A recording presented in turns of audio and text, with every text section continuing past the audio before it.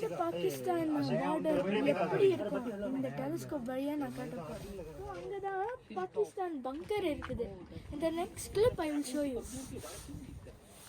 ஆனா அங்க இருக்குல்ல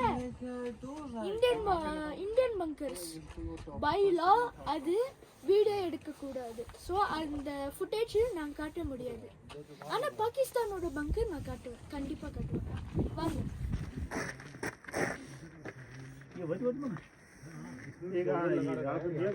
बाद में पहले इसको देखो, ठीक है मुझसे?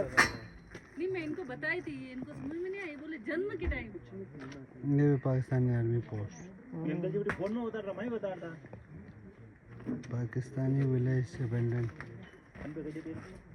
कहीं नहीं, वो गाँव है बस खाली एक उसको। अरे यार ऐसा ही वीडियो भी बना के दे रहे हैं, वो देख रहे हैं, ये दरगाह देखो ना वीडियो बना रहे हैं वो लास्ट पाकिस्तानी बंकर्स। अरे इसमें इसको रखो एक बार। ஸோ அங்கே தான் இந்தியன் ஆர்மியோட பங்கரே இருக்குது.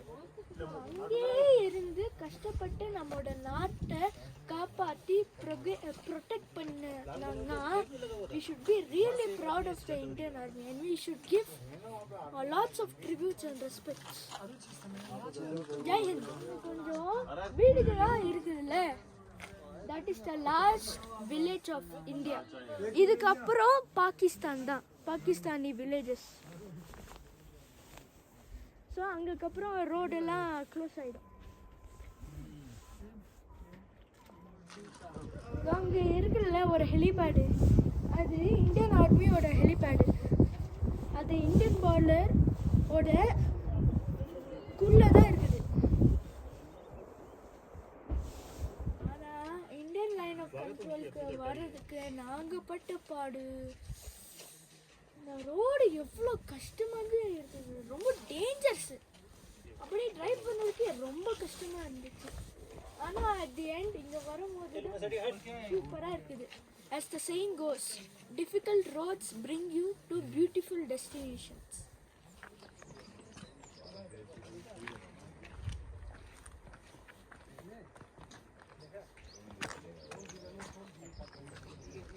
जो कदम गाँव है ना वहाँ से रास्ता निकलता है।